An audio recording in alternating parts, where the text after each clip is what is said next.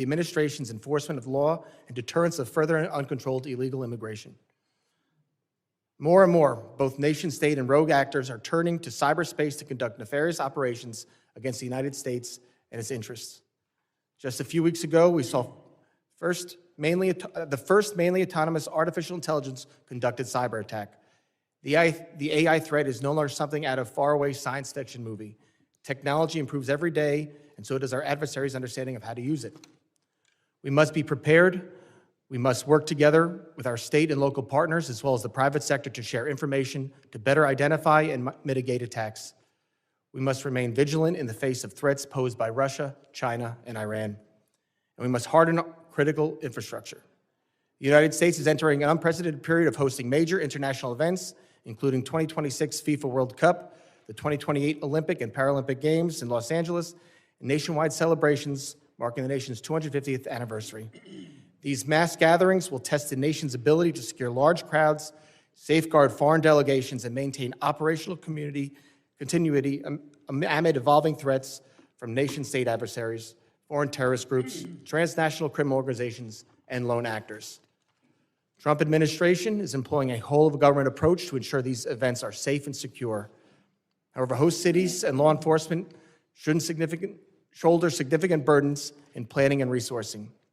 Persistent challenges include coordination shortfalls, intelligence sharing gaps, and jurisdictional limitations, particularly at ancillary venues such as athlete housing, training facilities, hotels, and fan zones.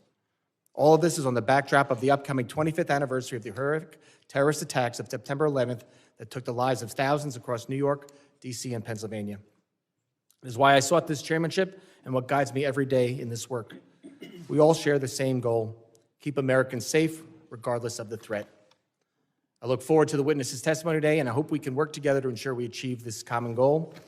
I now recognize the ranking member, the gentleman from Mississippi, Mr. Thompson, for his opening statement. Thank you very much, Mr. Chairman. And before I start, let me welcome Mr. Van Epps to the committee. Mr. Chairman, thank you for getting the Secretary of Homeland Security and National Counterterrorism Center Director here today. Your predecessor couldn't seem to get that done, and I appreciate your commitment to holding this hearing.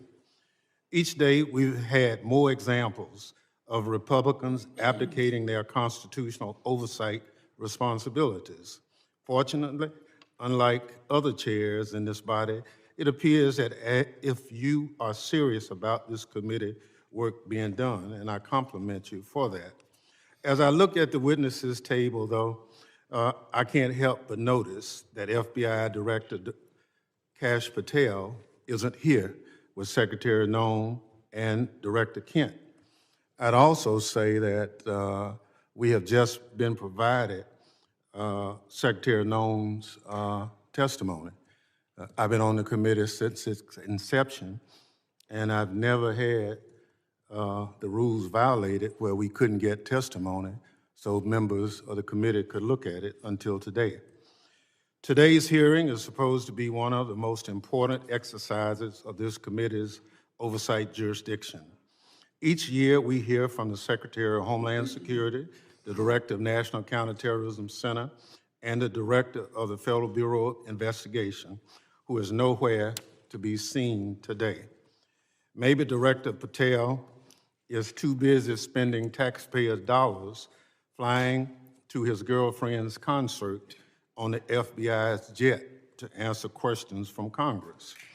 Maybe the FBI director isn't here because he's afraid of scrutiny from Democrats who want to know what the FBI is doing to keep America safe. Or maybe Director Patel knows that the Trump administration itself is a threat to Homeland Security and want to hide from public accountability. On the other hand, Director Kent is here, which is good because we have questions for him about NCTC's work, as well as his comments about the January 6th insurrectionists he called, and I quote, political prisoners, unquote, who deserve to be pardoned. Some of the people he defended, however, are back in jail for crimes like plotting to murder FBI agents and possession of child pornography.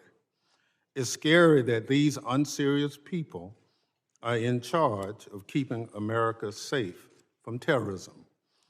But what's even scarier is that they work for an unserious and unhinged president who spends most of the days designing monuments to himself and finding new ways to hide the Epstein files. All of this puts America and its lives, people who live here, at risk every day.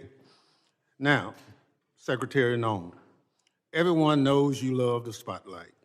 We've seen your commercials, but what you haven't provided to the committee, despite our many requests, are the questionable contracts that you've awarded to your friends to film you on the 2028 campaign trail. Unfortunately, this is nothing new. In their one big ugly bill, congressional Republicans gave you a blank check, Secretary Noem, and you have wasted no time spending it on yourself. Instead of deploying Homeland Security grants to protect churches and synagogues from terrorism, you handed your friends a $220 million contract so they could follow you around the country with a camera.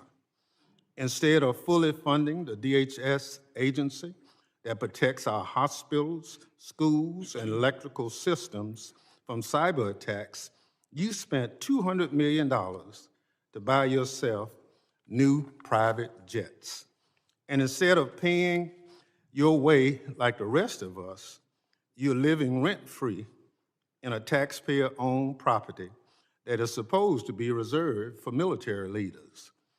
Every penny that you spend on yourself represents the blood, sweat, and tears of hardworking Americans who expect their tax dollars to be spent on Homeland Security, not promoting you and your interests. Apparently, you haven't noticed that regular people are suffering under President Trump's affordability crisis. Or maybe you, like him, thinks it's a hoax and just don't care. Either way, such corrupt behavior hurts Homeland Security. But it's not just the corrupt behavior, Secretary Noem, that hurts Homeland Security. It's also your blatant disregard for the law.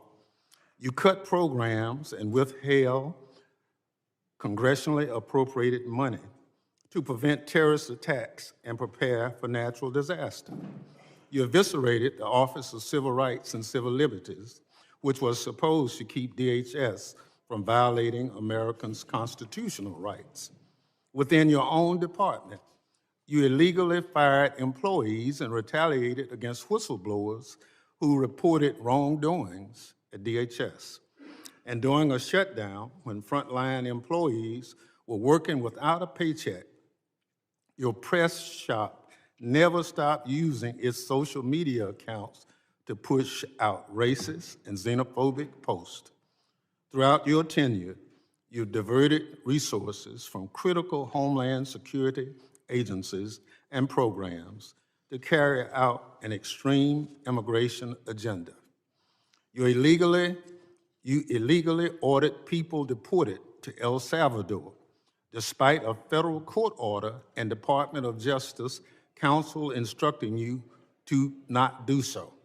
You illegally ignored a federal court order and shipped people off to South Sudan without due process.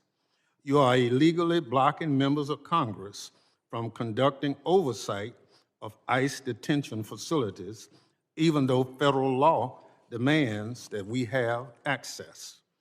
In the process of carrying out this extreme agenda, at your direction, DHS has terrorized, beaten, and detained hundreds, if not thousands, of American citizens. At your direction, DHS has illegally detained and deported American citizens, including U.S. citizen children with cancer. At your direction, DHS has illegally gassed, pepper sprayed, and put their knees on the necks of Americans, including military veterans and clergy. At your direction, DHS has illegally tackled, beat up, and humiliated United States citizens, including senior citizens. At your direction, DHS has illegally tased, maced, punched, and even shot Americans. Black and brown Americans, in particular, have been racially profiled, detained, and locked up, and sometimes with tragic consequences. It's just one awful incident. A pregnant U.S. citizen was reportedly thrown to the ground, kicked and left in handcuffs for hours after immigration officers did not believe that she was an American. She later lost a baby. You cannot enforce the law by breaking the law, Secretary Noem. That's not how justice works. It's not right, and it's un-American. And when Congress tries to carry out its constitutional oversight responsibilities, to question you about your department actions, you hide, often with the help of congressional Republicans. Never in the history of the committee has a Secretary of Homeland Security hidden from congressional oversight like you and your department have, Secretary Noem. Our oversight letters to you go unanswered.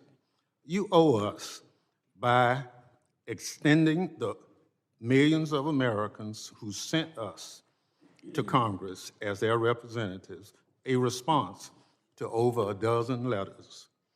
Your predecessor came before this committee regularly under administrations of both parties, but under President Trump, you and other department officials have rarely shown their faces at committee hearings. In the first year of President Biden's term, his administration made 28 appearances before this committee. 28. Under President Trump, DHS officials have appeared only 3 hearings before this committee, just 3. You, Secretary Noem, have appeared before this committee just twice. That's fewer appearances than your predecessor, Secretary Alejandro Mayorkas, who Republicans lambasted for not coming before the committee more often. It's interesting how my colleagues on the other side are now. Secretary Noem, I'll give you one thing. You showed up today rather than throwing a civil servant under the bus like Director Patel did. But you have systematically dismantled the Department of Homeland Security, put your own interests above the department, and violated the law. You are making America less safe. So rather than sitting here and wasting your time and ours with more corruption, lies, and lawlessness, I call on you to resign. Do a real service to the country and just resign. That is, if President Trump doesn't fire you first. I yield back. Gentleman yields back. Other members of the committee are reminded that opening statements may be submitted for the record. I'm pleased to have a highly distinguished panel of witnesses before us today. Pursuant to Committee Rule 8C, I ask that the witnesses please rise and raise their right hand.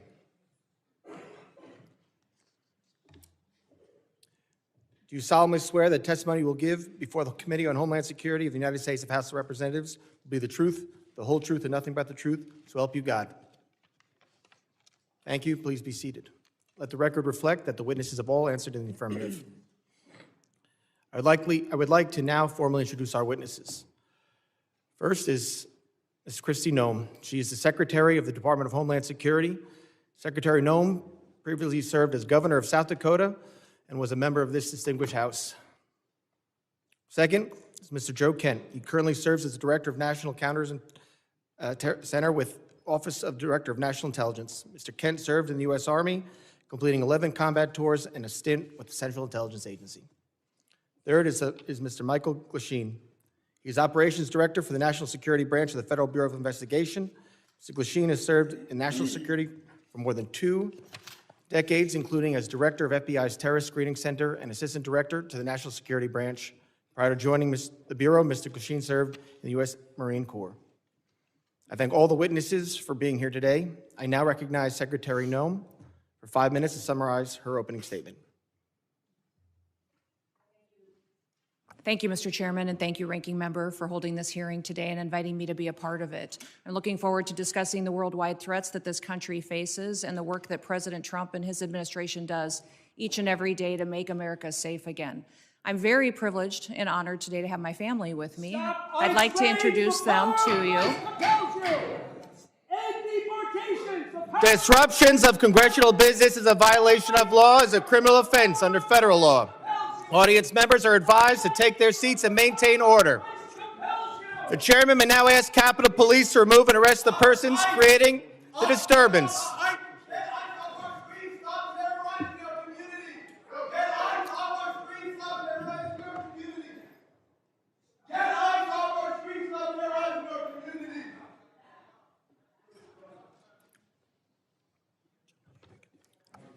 Secretary may continue. Chairman, I'll continue. Today with me, I have my husband, Brian, who's with me, and also two of my children. My oldest daughter, Cassidy, and her husband, Kyle, are sitting here in the front row. And then my middle child, Kennedy, and her husband, Tanner, and that was my grandbaby, Noah, that was crying a little bit during the ranking member's comments. I don't think she agreed with him. I don't have my son with me or three of my grandchildren, but I'm very blessed that I have a wonderful family who is here and loves this country and is grateful for the work that we get to do as a family each and every day. We also have the blessing of having some angel families with us as well. They are here in the audience, and I'm so grateful for them for being willing to come here and be strong. It's hard to lose someone that you dearly love to illegal criminal activity, to people who never should have been in our country to begin with, and to lose those loved ones to drug overdoses that get perpetuated by the terrorist organizations that filter them into our country that President Trump works so hard to stop. So I'm grateful that they're here and that they are telling their story. Under President Biden, he closed the office in the Department of Homeland Security that serviced these families. He closed it because he didn't want them to speak. He didn't want them to have support or services. And President Trump reopened the Voices office so that they can get services, so they can hear about the cases of the individuals who killed their family members, and they can get the kind of help that they need to get through the tragic grief that they've experienced. So I want to thank them for being here and continue to pray for them. I want to thank you for the opportunity to be in front of you today to discuss the wide range of threats that the Department of Homeland Security is working on to protect us from here at home and also around the world. Just 2 weeks ago, the day before Thanksgiving, a terrorist shot two of our National Guardsmen in Washington, D.C., killing Sarah Beckstrom dead, and Staff Sergeant Andrew Wolf is still fighting for his life. Fortunately, we've had some really good news about Andrew recently, and he had the opportunity to stand up and is a miracle, and we're so grateful for his family for being so strong. We continue to lift him up and pray he has a full recovery. The terrorist who shot them was an Afghan national who entered the United States under Operation Allies Welcome. The same week, we arrested another Afghan national who came in under the same program. He was planning to carry out a bombing in Fort Worth, Texas. And just last week, just miles away in Washington, D.C., we arrested another Afghan national who also came in under Operation Allies Welcome. That individual provided support to the Islamic State of Iraq and ISIS-K and weapons to his father, who was a commander of a militia group in Afghanistan. Those are only a handful of the challenges that we face and the threats that the Department of Homeland Security stands against every single day. Under President Trump's leadership, DHS is securing our borders, we're restoring the rule of law, and we're protecting the homeland. DHS is eradicating transnational organized crime and the stopping of deadly drugs from continuing to be funneled into our communities. We're ending illegal immigration, returning sanity back to our immigration system, and we're defending against cyber attacks against our critical infrastructure. We have sent a strong message to criminal illegal aliens that we will find you, we will arrest you, and we will deport you. Our message has resonated to over 1.5 million illegal aliens who have gone home on their own voluntarily. At the same time, we as a country are still dealing with the mistakes, the errors, and the willful disregard of the last administration. For 4 years, the Biden administration allowed millions of people to come into our country illegally. Millions more in our country were exploited and were brought in under parole programs without even basic vetting. As a result, we've seen terrorist attacks and heinous crimes committed against American children and families, by criminal illegal aliens and violent perpetuators who should have never been allowed into this country in the first place. Transnational organized crime groups, including Mexico's Sinaloa, New Generation Jalisco, and other drug cartels, they cause chaos and they harm American interests. Our critical infrastructure faces a perilous landscape, largely driven by the impact of cyber attacks from bad actors and cyber criminals. American citizens are increasingly under threat from assassination attempts, intimidation tactics, and violence perpetuated by our adversaries, radical Islamic extremists and domestic extremists. These bad actors seek to undermine our public trust. They instill fear in Americans. They destabilize the institutions that safeguard our national security. The United States is preparing to host several major public events in 2026, most notably the FIFA World Cup and the celebration of the 250th anniversary of our Declaration of Independence. These large-scale events will be potential targets for a range of bad actors, and they come with an increased level of risk. DHS is using every tool and authority we have to ensure the safety of U.S. citizens and our visitors can enjoy next year's events. Radicalized domestic violent extremists and lone actors are a concern, and intentional targeting and murderous attacks on ICE agents in Texas, parishioners in Michigan, and 2 National Guardsmen here in Washington, D.C. are just some of the acts, the despicable examples that unfortunately are becoming too common. These threats underscore a clear need for security strategies that counter both large-scale and individualized attacks. We will remain alert in our mission to protect this country. We will protect our citizens. And as we enter into a historic year, America will be on the world stage. Our economy faces challenges from anti-competitive and illicit foreign economic practices that hurt the prosperity of all Americans. Those include economic espionage, intellectual property theft, and customs fraud. Illicit front companies often abuse the visa system to acquire sensitive U.S. equipment, information, and technology. Economic security is national security because a country that cannot feed itself, can't fuel itself, and cannot provide for itself cannot possibly defend itself. Under President Trump's leadership, we will continue to protect American interests and bolster American economic power and technological innovation to further growth and prosperity. The American people depend on the Department of Homeland Security to remain vigilant, agile, and responsive. We will never yield, we will never waver, and we will never back down. Thank you for the privilege to be with you today, Mr. Chairman, and I look forward to your continued support of the work that we do. I yield back. Thank you, Secretary Noem. I now recognize Director Kent for 5 minutes to summarize his opening statement. Thank you very much, Mr. Chairman, ranking members, and all the members of the House. I appreciate the opportunity to appear before you and discuss the threats posed to our nation. Despite the progress that we've made so far in the Trump administration, the threat posed by terrorists of all brands remains very high right now. We've made significant progress under President Trump's leadership. We have the jihadis of ISIS and al-Qaeda on the run in Iraq and Syria, thanks to the decisive action and the strikes that we've taken there recently since President Trump took office in January.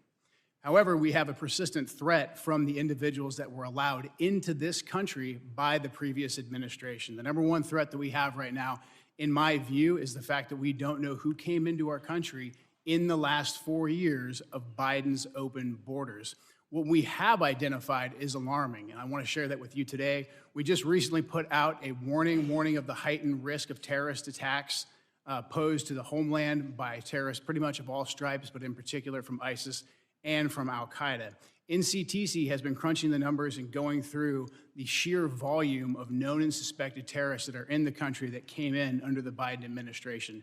So far, NCTC has identified around 18,000 known and suspected terrorists that the Biden administration let come into our country. These are individuals who, under normal circumstances, would never be allowed to enter our country because of their ties to jihadi groups like ISIS and al-Qaeda. Yet the Biden administration not only let them into the country, and in many cases facilitated their entry into the country, just like the entry of the Afghan terrorists who committed the terrorist attack here just before Thanksgiving, killing one of our National Guard members and wounding another. That Afghan was brought into the country as a group of over 100,000 Afghans who were brought here during the disastrous withdrawal from Afghanistan.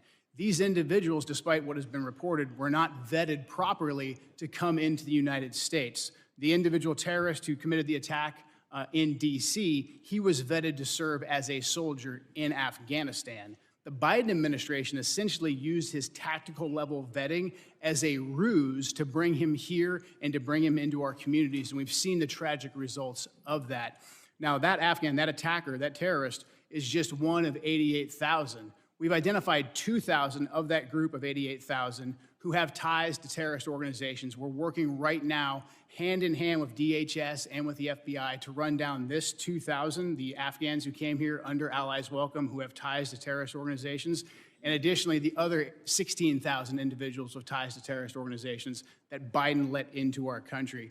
That is probably the top terrorist threat that we face right now, and that doesn't include the individuals who came here illegally through the open border. That number, alarmingly, remains unknown at this time. We're trying to figure out who those individuals are as well. Also, adding to this elevated threat, we have ISIS and Al-Qaeda that have found sanctuary in places like Afghanistan and Syria due to the transitional nature of those governments, and also, again, in Iraq and some of the hinterlands of Iraq. And these terrorists are able to communicate and spread their propaganda and a lot of their know-how thanks to the proliferation of encrypted apps and also due to just the internet writ large. The new terrorist tactic that we're seeing more and more is moving away from very deliberate cellular attacks that we can infiltrate easily while they communicate into an inspirational methodology where you have key members putting out media and putting out how-to guides to reach out and to touch individuals inside the United States. We recently disrupted one of those attacks just before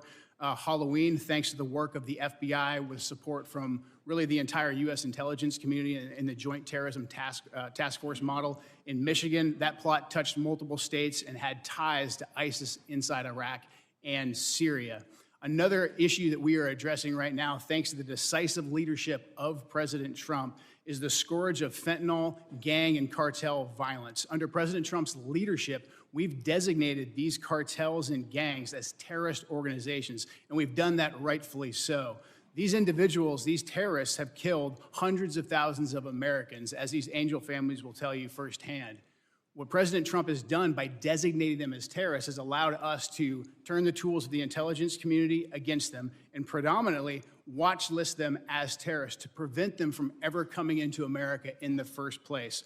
To date, we've added about 35,000 of these narco-terrorists to our terrorist watch list, and we've stopped just around 6,000 of these terrorists from ever entering our country, from setting foot inside of America, so they can no longer kill Americans with impunity. These are just some of the issues that we're covering 24/7, 365 at the National Counterterrorism Center, and I look forward to discussing more with you all today. Thank you. Thank you, Director Kent. And now recognize Director Glasheen for 5 minutes to summarize his opening statement. Good morning, Chairman Garbarino, Ranking Member Thompson, and members of the committee. I'm Operations Director Michael Glasheen. I oversee the FBI's National Security Divisions. I am honored to be here with you, representing the people of the United States, the FBI, who tackle the complex and grave threats we face with perseverance, professionalism, and integrity. Our nation faces serious and evolving threats ranging from international terrorists to hostile foreign intelligence operatives, from sophisticated cyber attacks to internet-facilitated sexual exploitation of children, from violent gangs and criminal organizations to public corruption and corporate fraud. Keeping pace with these threats is a significant challenge. Our adversaries take advantage of the internet, social media, and emerging technologies like artificial intelligence to influence the American people, facilitate illegal activities, and recruit followers. Even as 2026 marks the 25th anniversary of the 9/11 attacks, terrorism remains a persistent but evolving threat. Over the past several years, the FBI has identified a particularly concerning uptick in the radicalization of young people. Radicalization of domestic terrorists most often occurs online.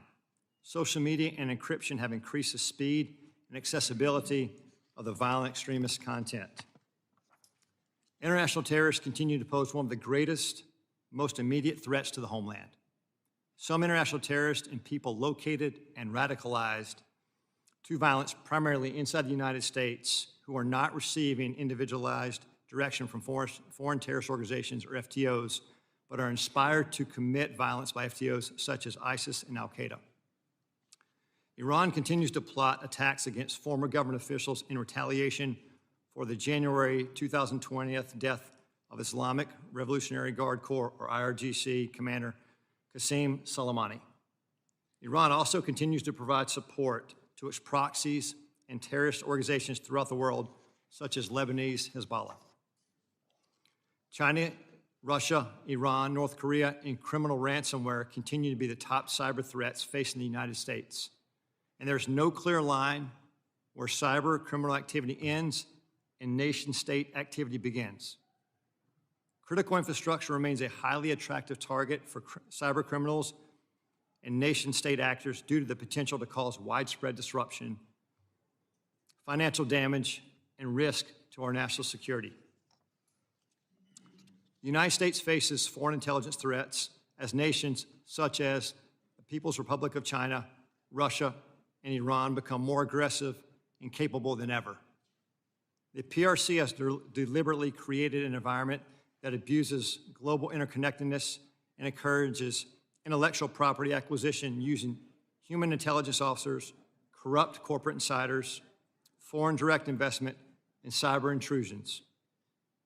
Russia continues to seek and acquire U.S. technologies to help rebuild its defense industrial base, relying on complex procurement networks to evade U.S. export controls and sanctions.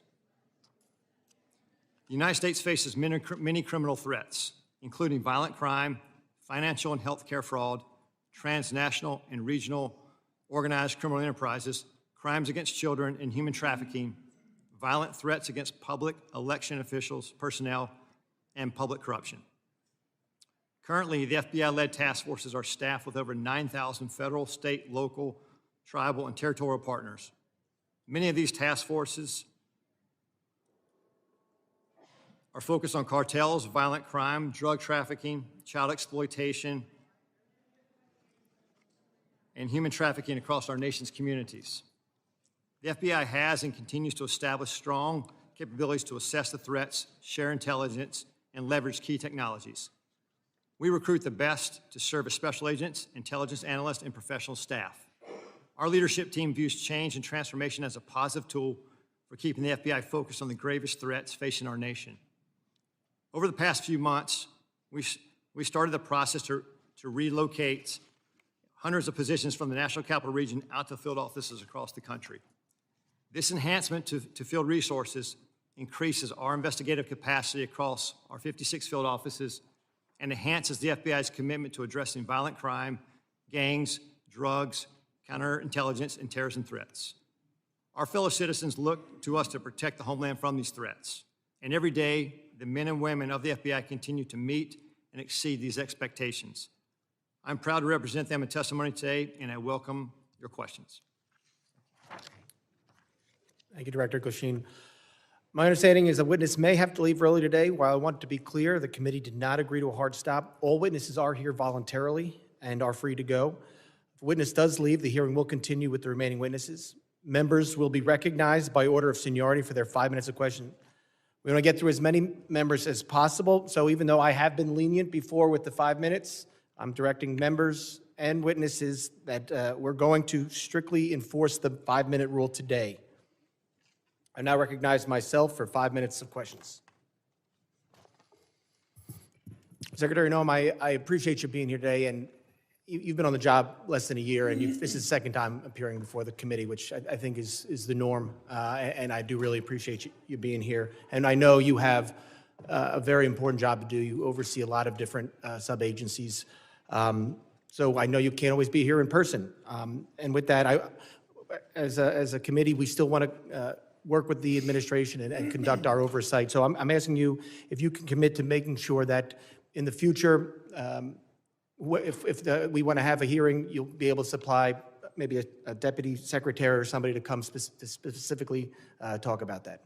Yes, Issues we want to talk about. Yes, Mr. Chairman. I really appreciate that communication, and I think collaboration between the administration and Congress is key. Secretary Noem, I also wanted to ask you, in September, the department under FEMA proposed new allocations for counterterrorism grant funding, which cut dollars to New York by 80% because of a new formula. Considering New York is consistently a top target this was surprising. We're grateful President Trump restored this grant funding. And pursuant to the present direction, has the department increased the allocation to New York? Yes, President Trump did. I would say that when we look at the Homeland Security grants and how they're allocated, the formula focuses on where we see the threats today and where those communities are that need the resources. I would also inform the committee and you, Mr. Chairman, that New York City at the time of the allocation still had over $440 million in reserve that was available to them to utilize. So the intention of these grants is that communities and cities would use the dollars to build up the security measures that they need to do for a long-term impact, and that the same amount of dollars aren't necessary every single year. You need to meet the threats where they are in the country at the time the grant dollars are available. So thank you to all of you for your work on getting us dollars that we can give to grants to help secure our local communities and states.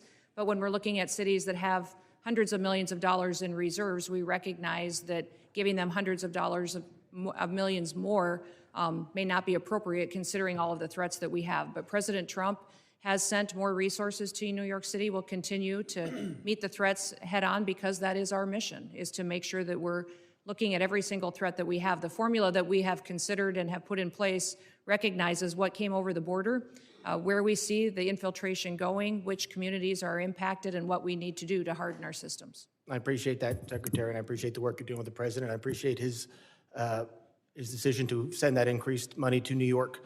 I have a question. Since this is about worldwide threats, can you discuss what DHS's most significant concerns are today for the country? I would say, Mr. Chairman, what keeps me up at night is that we don't necessarily know all of the people that are in this country, who they are and what their intentions are. We think up to 15 to 20 million people came in under the Biden administration on the invasion over the southern border. They were not vetted. They were allowed to pour in. Our parole programs, our asylum programs, our visa programs were all exploited, and the integrity was demolished under Joe Biden and the leadership at the Department of Homeland Security, and frankly, the entire department was neglected. In fact, I believe the Secretary was told at times not to do certain things by the Biden administration to facilitate this invasion. So what keeps me up at night is the individuals that are in this country that wish to do us harm. And that is why we are so aggressive at making sure that we're going out and doing investigative work, finding those violent criminals, finding those people who shouldn't be in this country to begin with, and those that want to go after and to harm our American citizens. Thank you, Secretary. Director Glasheen, as you heard and as you said, during the next few years, the United States will host more major events than ever before. This brings up obvious security concerns, including counter drones, which we just passed some new authorities in the NDA yesterday. How is the FBI preparing for counter drone threats during mass gathering events? Chairman, thank you for that question. Counter UAS, the passage of the legislation yesterday is a game changer for us. How we're preparing for that going forward, we just stood up a counter UAS school down in Huntsville, Alabama, where we will train federal officials, state, locals, as well to assist with that preparation and implementation of using counter UAS technology. Prior to this passage, it was only the FBI and or DHS that could provide that assistance. Now that this passage of authority, it will allow us to have a greater handling of the threat to a mass event. Thank you very much. I yield back. I now recognize the ranking member for 5 minutes of questions. Thank you very much, Mr. Chairman. Mr. Glasheen, will you tell me the organizations that pose on the domestic side, two of the organizations, number one, number two, threat to the homeland at this point? Can you please clarify, like organizations? Any domestic terrorist organization that poses a threat to the homeland as we speak? I'd say the first one, President Trump had just announced executive order domestic terrorist organization, Antifa. That's our primary concern right now. All right, that's what President Trump did. What does the FBI say? We share the same view. When you look at the data right now, you look at the domestic terrorist threat that we're facing, right now, What I see from my position is that's the most immediate violent threat that we're facing on the domestic side. So where is Antifa headquartered? What we're doing right now with the organization, Where in the United States does Antifa exist? If it's a terrorist organization, and you've identified it as number one. we are building out the infrastructure right now. So what does that mean? We trying to get the information. You say Antifa is a terrorist organization. Tell us as a committee, how did you come to that? Where do they exist? How many members do they have in the United States as of right now? Well, that's very fluid. It's ongoing for us to understand that. The same, no different than Al-Qaeda and ISIS. No, I don't want you, I'll ask one question, sir.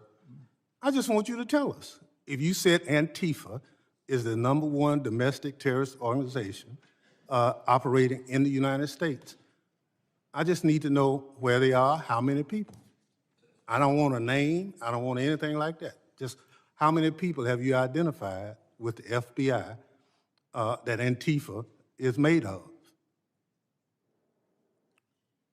Well, the investigations are active. So you wouldn't come to this committee and say something you can't prove, I know. I know you wouldn't do that. But you did. Madam Secretary, you and the gentleman from NCTC reference the unfortunate accident that occurred with the National Guardsman being killed. You think that was an unfortunate accident? I mean, It was a terrorist attack. wait. Look, I'll get it straight. Then you can He shot our respond. National Guardsman in the head. Look, Mr. Chairman, will you direct the witness to allow me to ask my question? It was an unfortunate situation, but you blamed it solely on Joe Biden. I want you to know who approved the asylum application for this same person. Mr. Thompson, this individual that came into the country. No, I want to know who approved. Congressman Thompson, I want you to understand. no. When this individual came into the country, he I'm not came gonna let you- under I'm not gonna let an you- evacuation of Afghanistan under Operation Allies Welcome, was thoroughly vetted by the Biden administration at that point in time, allowed into our country, and then was never followed up. I want to remind Reclaim everybody my in time. Congress. Reclaim my time. We follow the law, and every asylum is supposed to have a check-in every single year, and the Biden administration failed to do that.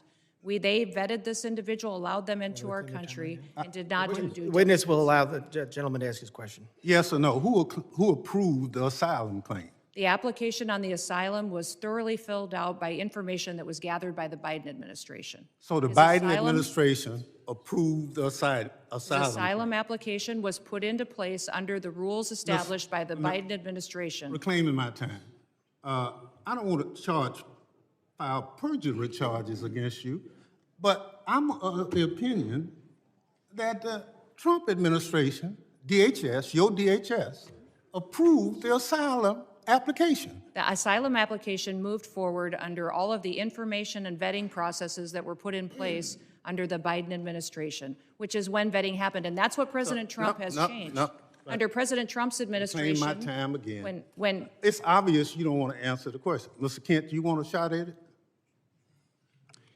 The individual was vetted to serve as a soldier in Afghanistan, and that vetting standard was used by the Biden administration as a ruse to bring him here. Had we followed the standard operating procedures for special immigrant visas, Reclaim my time. that individual and none of the Allies Welcome people would have come to America. That's on Joe Biden. Gentleman's just time has answer the- expired. That was the answer. Point of order, Mr. Chairman. That was a murder that took place in D.C. It was not an unfortunate incident. And those comments are effing disrespectful.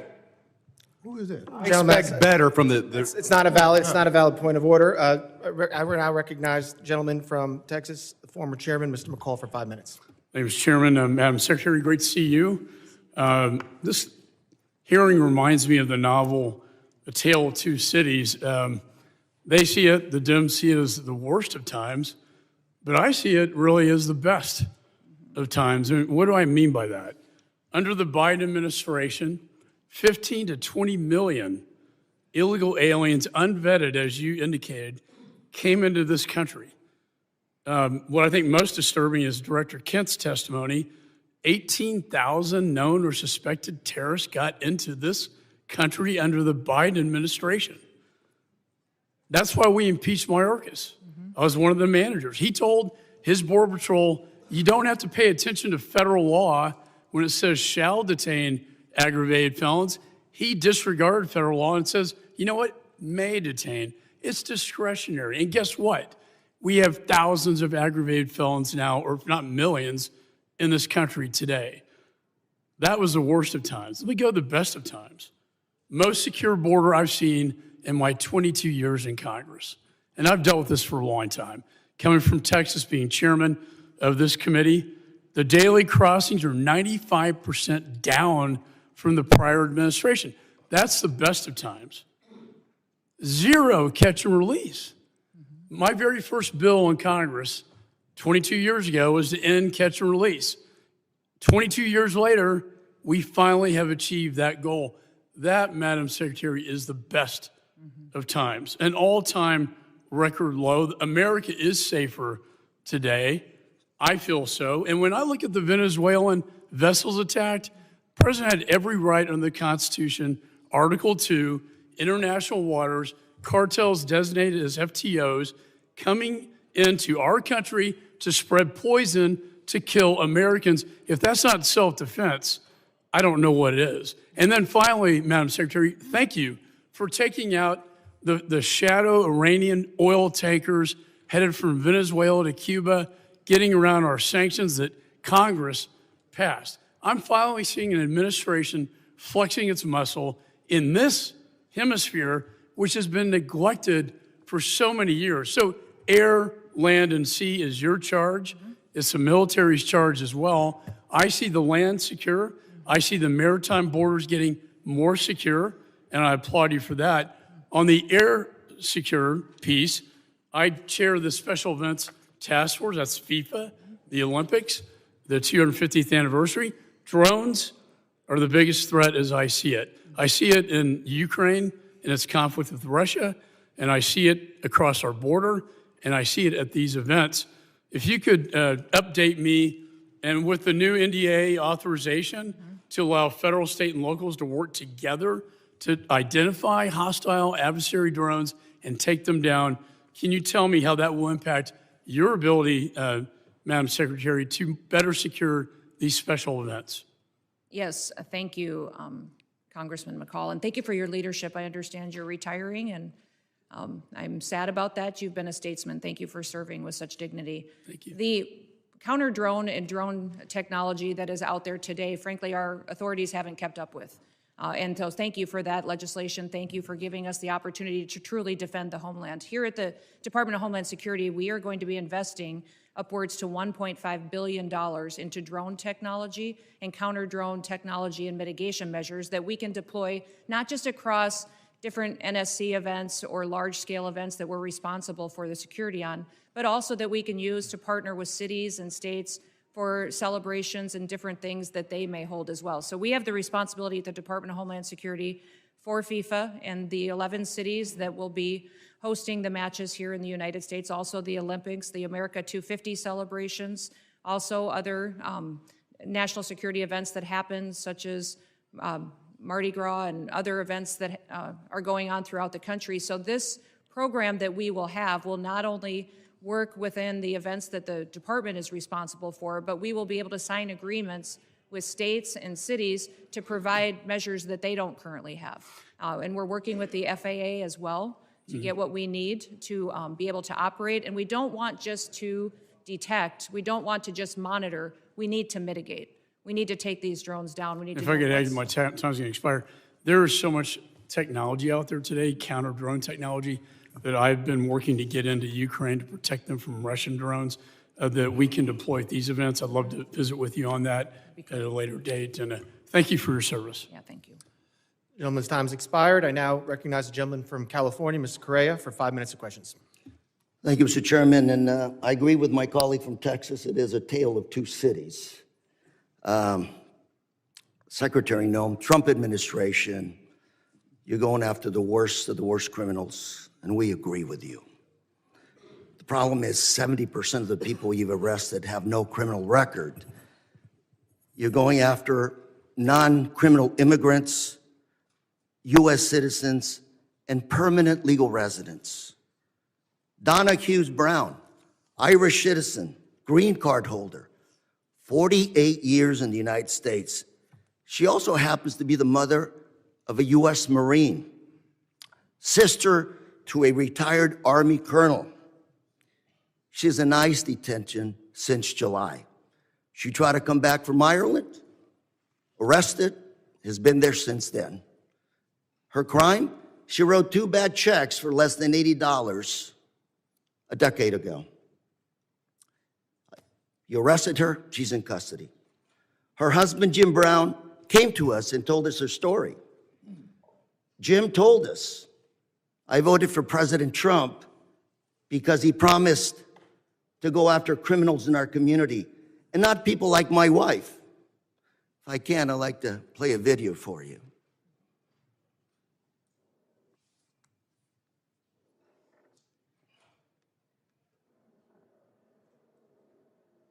Danny, you also voted for President Trump.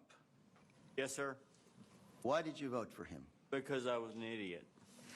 80% of the evangelical Christian people were lied to, if you really want to know the truth, and that's exactly what happened.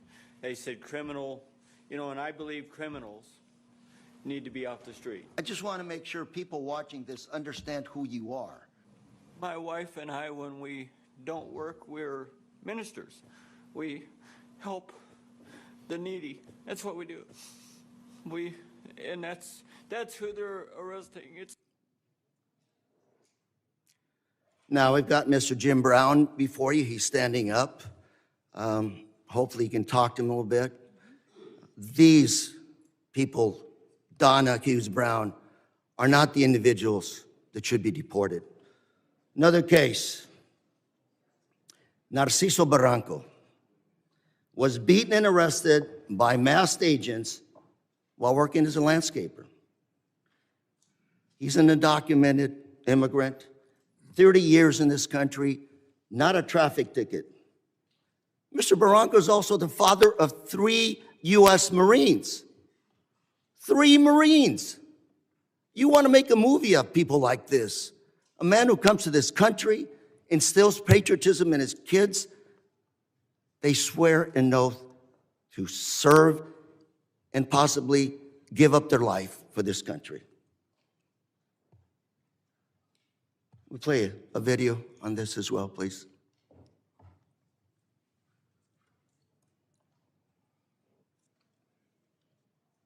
Masked federal agents were filmed pinning a man to the ground and repeatedly striking him in the head and neck before putting him in an unmarked car.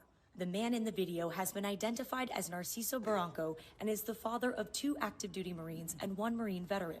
The Department of Homeland Security said an illegal alien was arrested by Border Patrol agents after he, quote, assaulted federal law enforcement, adding that Barranco, quote, swung a weed whacker directly at an agent's face. Video shared by DHS and reviewed by CNN shows Barranco running with a weed whacker, but does not show him striking officers.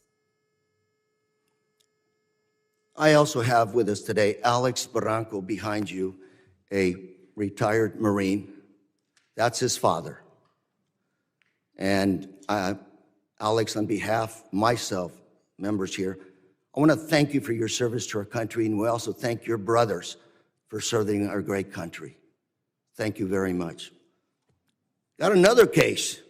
George Rete, 25-year-old, native of California, my home state.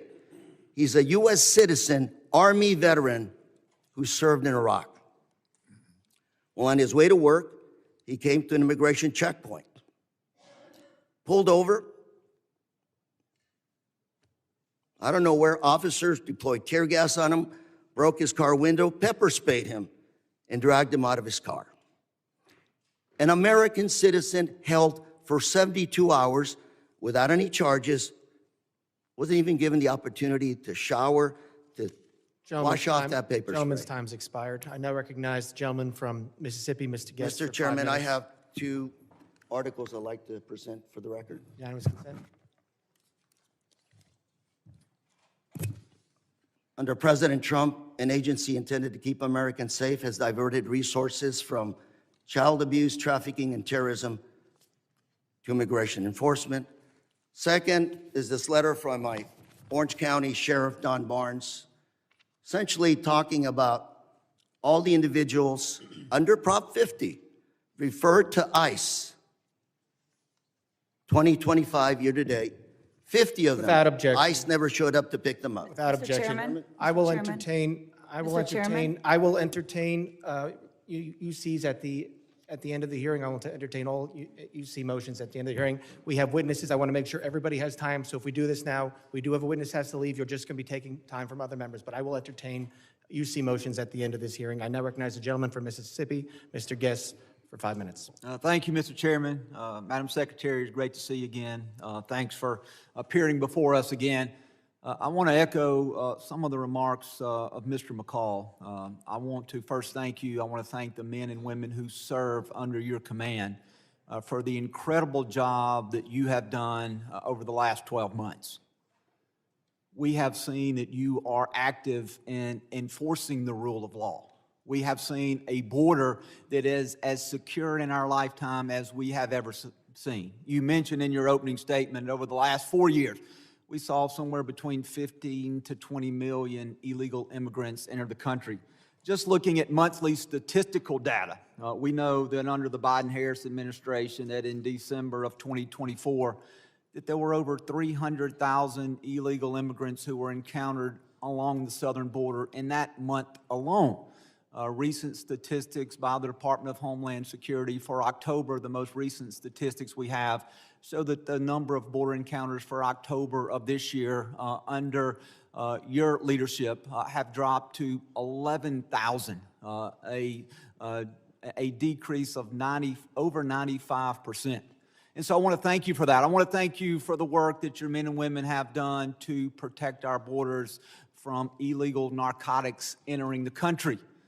We saw a press release the Coast Guard sent out this week regarding Operation Pacific Viper.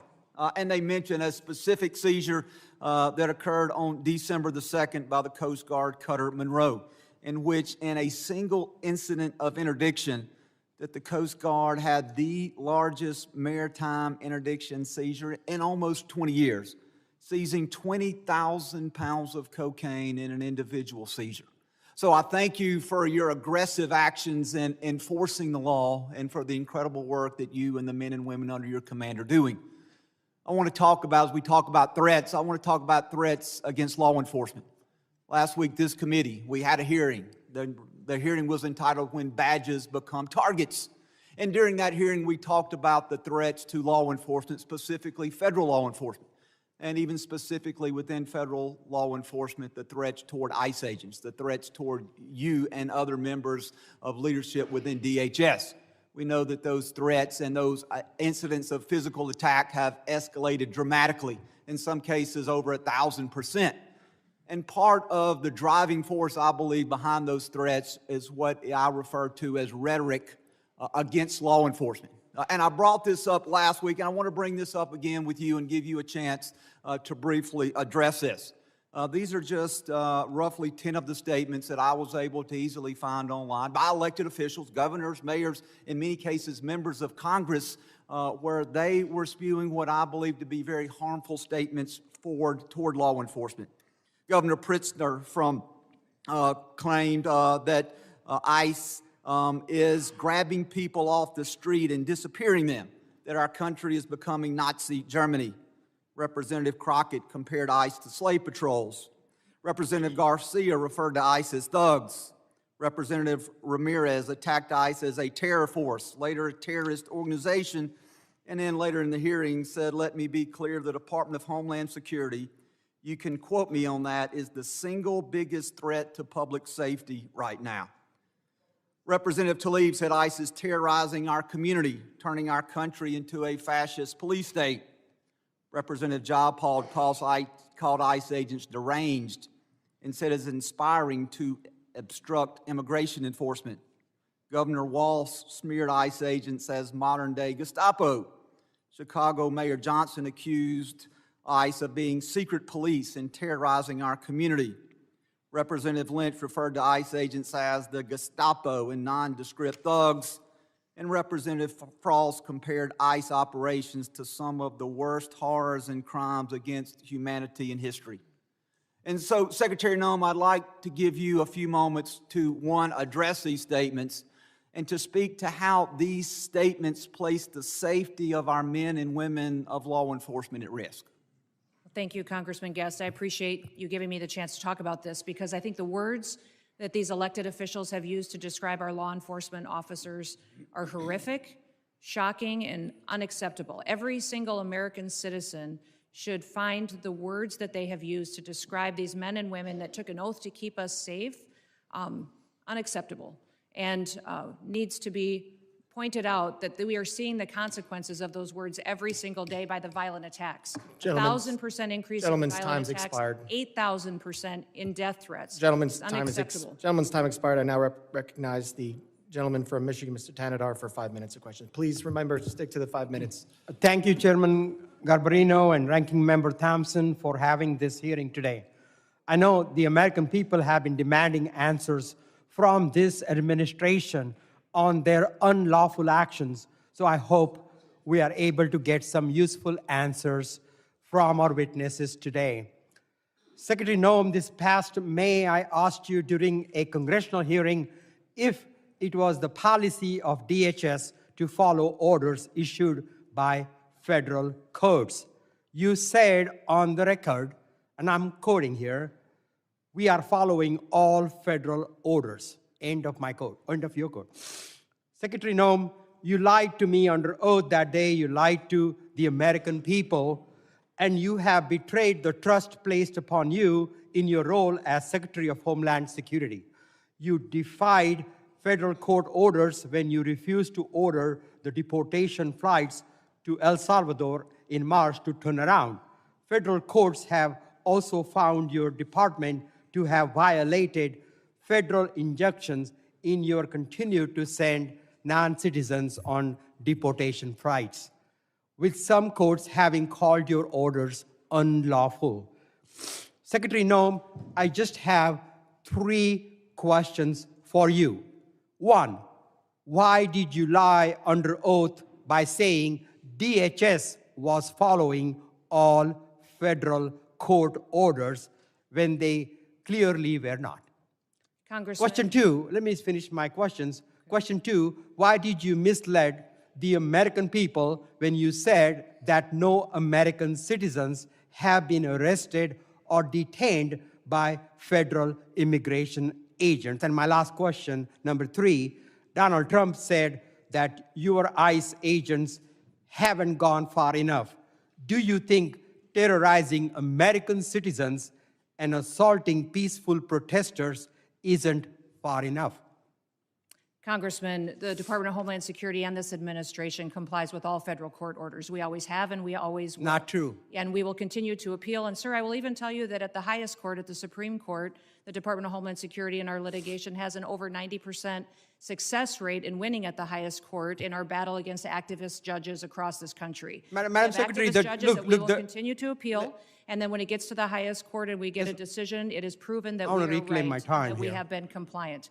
I will also say, you Ma- talk Madam- about Madam deporting of Secretary, let US me- Do you want me to answer your questions or not? I do, but let me, you haven't been telling us the truth. Look, there have been at least 170 known cases of citizens being arrested or detained by federal immigration agents this year alone. This is the truth. Are you lying to the American people right now by denying these reports? When we are doing our targeted enforcement operations against criminal illegal aliens, individuals that are in that area may be detained until we verify who they are, and then they are released. This has been done for years, and every single law enforcement operation that has always happened, we follow the same protocols, and we continue to do that. We have never once detained or deported an American citizen. We have not held them Not and true. charged them. When we find out Not and true. verify their identity, then that is when they are released. You also asked about ICE agents going far enough. Sir, I will tell you that every single ICE agent, CBP agent, federal law enforcement officer that's out there doing their work every day, none of them will rest until our communities are safe. None of them will rest until Secretary terrorists, Noem, criminals it is a fact that off you of our ignored federal streets orders. and our children and our grandchildren can grow Let up me in a country reclaim my that time truly here, is please. safe. Let me reclaim. Secretary Noem, it is a fact that you ignored federal court orders in March and in May of this year. Do you plan on ignoring more federal orders? We I'm always sick, comply with all federal sick court of your lies, and the American people demand the Because truth. you keep saying it doesn't make it true. I am sick of your lies. The American people are sick of these lies. American people demand truth.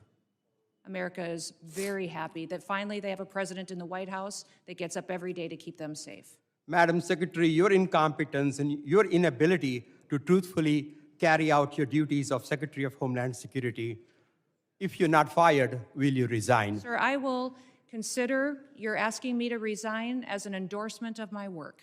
Thank you very much. I yield back my time.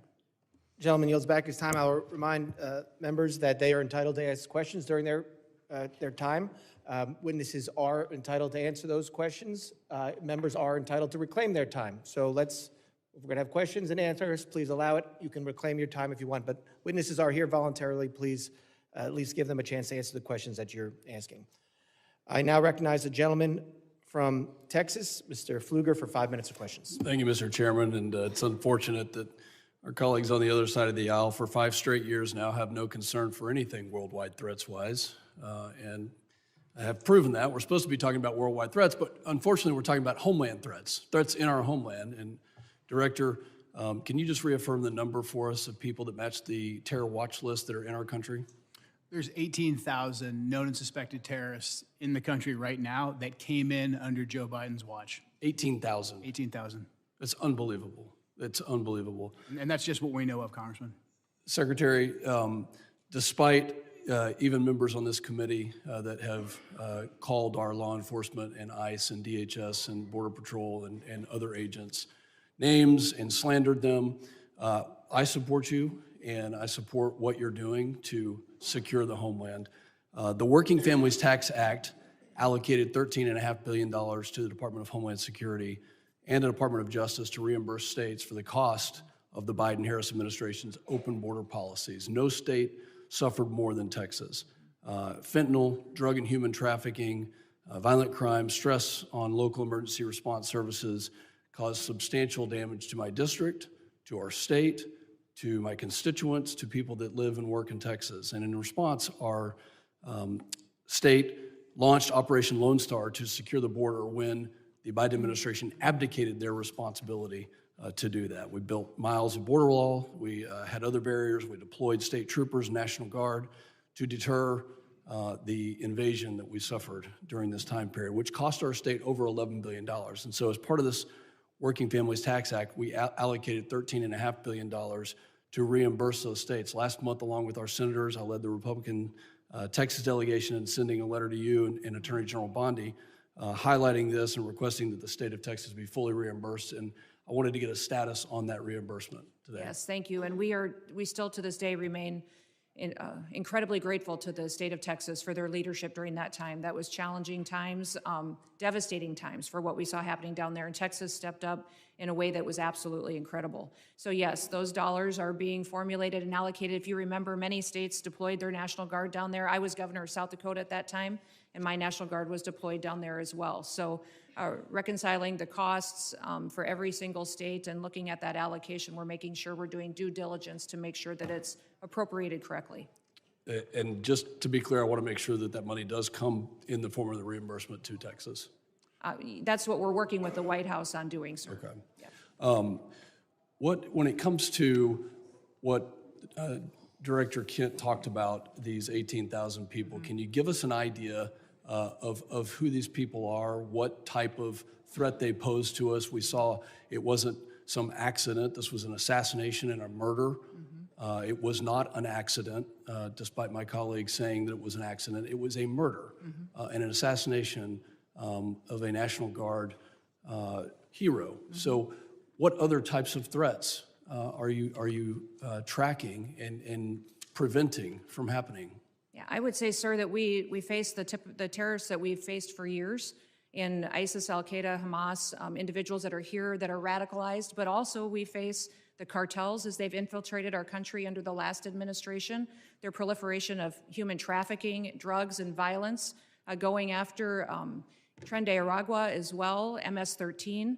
Those individuals are still a very real, clear danger every day on the streets, and we encounter them, arrest them, and deport them and bring them to justice each and every day. Beyond that, sir, you even have gangs in cities that are localized that are terrorist organizations. The Latin Kings in Chicago are absolutely terrorists to their communities, and we work every day to make sure that we're protecting those communities. So I could not prioritize one over another because they're all killers. They're all killers, and they all are destroying families each and every day. For both you and Director Kent, do terrorist organizations around the world, such as ISIS, Al-Qaeda, and others, still have an intent to attack America, to attack our homeland, to utilize every method? Absolutely. Our intelligence and our information that we deal with every single day is addressing those threats on our streets here in the United States. Director Kent, can you give us an idea of what those tactics, techniques, and procedures could be that we need to stay alert of? Honestly, the attacks of October 7th, the decentralized and just barbaric nature of that is the new terrorist playbook. They're not looking necessarily for a spectacular attack like we had on 9/11, but targets of opportunity like we tragically saw with the terrorist attack in Washington, D.C., these smaller cells or even individual operatives taking action. That's what has us very concerned, combined with just the sheer volume. My time has expired. Secretary, thank you for your commitment to reimburse taxes. I yield back. Gentleman's time's expired. I now recognize the gentleman from Rhode Island, Mr. Magaziner, for 5 minutes of questions. Madam Secretary, how many United States military veterans have you deported? Sir, we have not deported U.S. citizens or military veterans. I don't believe you served in the military. I haven't either, but I think you and I can agree that as Americans, we owe everything to those who have served our country in uniform, particularly those who have served in combat. Do you agree with that? Sir, I believe that people that are in this United States that are citizens have legal status here. Madam Secretary, we are joined on Zoom by a gentleman named Se-Jun Park. He is a United States Army combat veteran who was shot twice while serving our country in Panama in 1989. Like many veterans, he struggled with PTSD and substance abuse after his service. He was arrested in the 1990s for some minor drug offenses, nothing serious. He never hurt anyone besides himself, and he's been clean and sober for 14 years. He is a combat veteran, a Purple Heart recipient. He has sacrificed more for this country than most people ever have. Earlier this year, you deported him to Korea, a country he hasn't lived in since he was 7 years old. Will you join me in thanking Mr. Park for his service to our country? Sir, I'm grateful for every single person that has served our country and follows our laws. Can you please tell knows Mr. that our Park laws why are you important deported and him? every one of them needs to be enforced. But you understand that many veterans struggle with PTSD, many veterans struggle with substance abuse challenges. This man took 2 bullets for our country. You have broad authority, by the way, as Secretary, to issue humanitarian parole, to do deferred action. Will you commit to at least looking at Mr. Park's case to see if you can help him find a pathway back to this country that he sacrificed so much for? I will absolutely look at his case, but I want you Thank to you. remember that Madam our Secretary, the programs man need to have behind you, integrity as please well. stand up, sir. His name is Jim Brown from Troy, Missouri. He is a Navy combat veteran who served our country in the Gulf War. He's married to a woman named Donna, who came to our country legally from Ireland when she was 11 years old. She has lived here for 48 years. Because of you, Jim's wife Donna has been in prison for the last 4 months. She did not come here illegally, and she has never committed any crime other than writing 2 bad checks totaling $80 10 years ago. She is currently in prison and facing deportation. Ms. Noem, will you thank Mr. Brown for his service to our country? Thank you, Mr. Brown, for your service to our country. Now, what possible explanation can there be for locking up his wife for 4 months when she has committed no crime other than writing a couple of bad checks for $80? Sir, it is not my prerogative, my latitude, or my job to pick and choose which laws in this country get enforced. You have and broad which ones discretion don't. as the Secretary. We need to follow You can issue the law parole, you and can do all enforce kinds the of things, laws. but you're choosing not to. Will you commit, again, to just reviewing Donna's case and reuniting this combat veteran with his beloved wife who also loves this country. I will review the case. Now, Madam Secretary, you've already heard the story of Lance Corporal Alejandro Barranco, the United States Marine veteran who is behind you, who also has two brothers who are United States Marines. Will you thank Lance Corporal Barranco for his service? Thank you for your service. His father, Narcisco Barranco, is a landscaper in California who has lived peacefully in our country for 30 years and has no criminal record. Last spring, while he was mowing the lawn at an IHOP, ICE agents tackled him in the street and imprisoned him for weeks. A peaceful, hard-working man who raised 3 sons to be United States Marines. We need men of that character in this country. Again, as Secretary, you have broad discretion. Will you consider Lance Corporal Barranco's father for parole in place to stay in our country, owing to the fact that he has contributed to our country by raising 3 United States Marines? This is an opportunity to remind everybody that every person that's in this country illegally has an opportunity to voluntarily go home and come back the right way. He Follow raised our 3 laws, United States and we will Marines. facilitate that. He has been living here peacefully, doing his job for 30 years. You have discretion. You are choosing not to use it. Madam Secretary, you promised America that you would go after the worst of the worst. But these people are not the worst of the worst. A Purple Heart recipient, a military spouse, the father of 3 Marines. And it's not just veterans and military families. You are locking up and deporting children with cancer, mothers with babies in the NICU, United States citizens. There are many problems with your leadership, but the biggest problem is this. You don't seem to know how to tell the difference between the good guys and the bad guys. Go after the bad guys. Go after the terrorists. Do not go after veterans, Marines, children, Gentleman's United time's States expired. citizens. I yield back. Time's expired. I now recognize the gentlelady from Georgia, Ms. Green, for 5 minutes of questions. Thank you.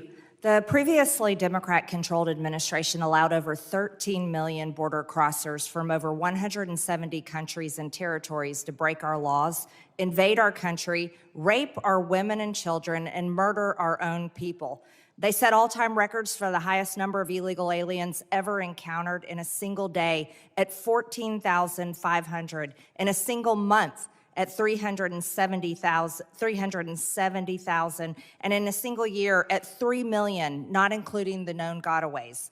Thanks to Secretary Noem and the hard work of Tom Homan and all the brave men and women at DHS, our new Republican-controlled admin has produced the safest and most secure border our country has ever seen. Thank you very much for that. For the 7th consecutive month, U.S. Border Patrol released 0 illegal aliens into the United States. Daily average apprehensions at the southern border are 95% lower than the daily average under the last administration. 10 months under Trump has seen less apprehensions than 1 month under Biden. Since January 21 through the end of November, there have been 117,105 total enforcement encounters along the southwest border, which is nearly 40% less than the monthly average during the Biden administration. Meanwhile, there has been an 8,000 increase in death threats against ICE law enforcement. Secretary Noem, back in July, the department put out a press release titled "Worst of the Worst." Criminal proceedings begin in a case of transgender illegal alien accused of rape, child rape, not just rape, child rape of a 14-year-old boy in a sanctuary New York City bathroom. I wanted to highlight this case because it encapsulates so many different violent policies of Democrats. This is an increase in trans violence with their embrace of gender ideology, an egregious catch and release policy implemented under the last 4 years, and sanctuary cities that harbor criminal illegal alien monsters that have raped and murdered many Americans. Can you discuss further what you're facing in these sanctuary cities and the illegal alien monsters that have been released into American communities under the Biden administration? Yeah, unfortunately, Congresswoman, we arrest individuals like that every day because they're so prevalent on our streets, because of what happened under the Biden administration. Every day we're able to go out and encounter and bring to justice individuals who are raping our children, murdering our mothers, our grandmothers, our families are devastated by them. And I'm shocked at the Democrats' constant defense of these individual criminals over the American citizen that is out there just trying to live their lives, put food on the table, and live the American dream. And what we do at the Department of Homeland Security by making sure that we're out enforcing the law every day is making sure that those families get a chance to do that. So I'm so grateful for them. The 8,000% increase in death threats is real. These ICE agents and CBP officers that are out on our streets doing God's work live in these communities. They live there. These are their families and their neighbors that they're protecting, and they get up every day and do that job because they believe in their mission. They take an oath, and they are honorable men and women who are serving with greatness during a challenging time when activists and radicals attack them and put their lives in danger. I think it's shameful to see the defense of individuals who break our laws. We are a nation of laws. If we are not a nation of laws, we're no nation at all. And that is what we are doing every day, is following those. If you guys don't like the law, go change it. That's your job. You don't complain. I was raised by a dad who said we don't complain about things. We fix them. Well, go fix them. If you don't like the law, quit bellyaching, quit hitting and attacking our ICE officers, quit going out and protesting and screaming vile things at them, quit calling them names. We wouldn't let our children do that. Go do something that actually matters by having an honest debate and changing the law. That's your jobs. You all should be fired, in my viewpoint. I agree. Thank you so much for that, Secretary Noem. Back in 2021, I was one of only 16 members who voted against the Allies Act of 2021, which increased the number of special immigrant visas for Afghan nationals and loosened vetting requirements for eligibility. This brought in over 76,000 Afghans. Director Kent, what actions are being taken to identify and remove any of the 100,000 Afghan nationals admitted under the Biden admin who may have ties to terrorism, like the one who shot 2 National Guard members, tragically killing Sarah Beckstrom here in Washington, D.C.? I'm sorry, gentlelady's time has expired, but Can he just answer no, we're quickly? keeping everything quick to the 5 minutes. I'm sorry, but gentleman from New York is now recognized, Mr. Goldman, for 5 minutes. Secretary Noem, let's talk about the law.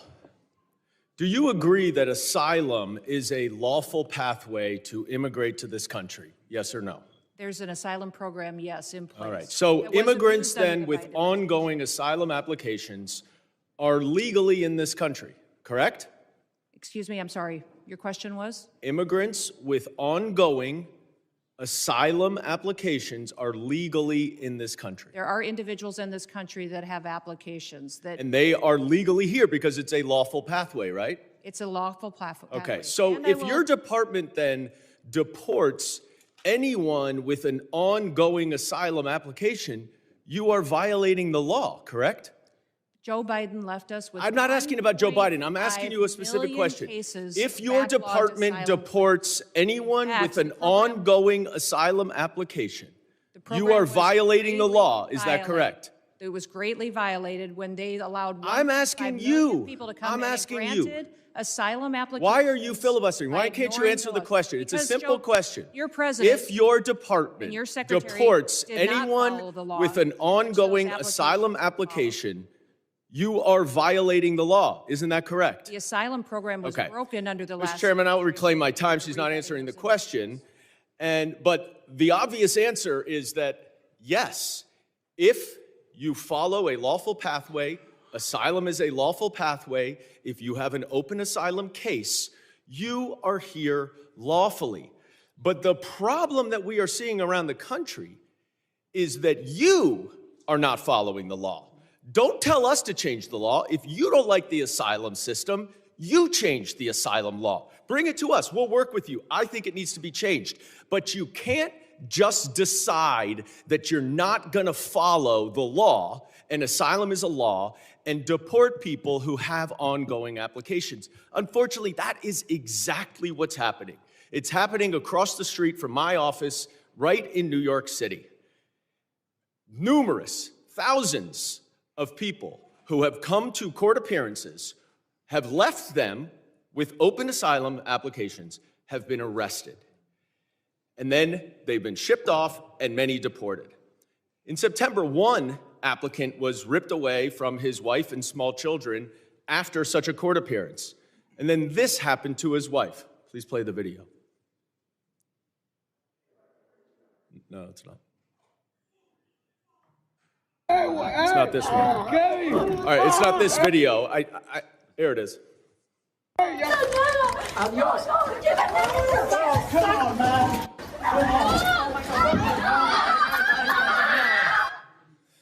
Now, after this incident, your department issued a statement that said the officer's conduct in this video is unacceptable and beneath the men and women of ICE. Our ICE law enforcement are held to the highest professional standards, and this officer is being relieved of current duties as we conduct a full investigation. 3 days later, you reinstated that officer and you put him back on duty. I sent you a letter and asked you what investigation was done and why was he reinstated.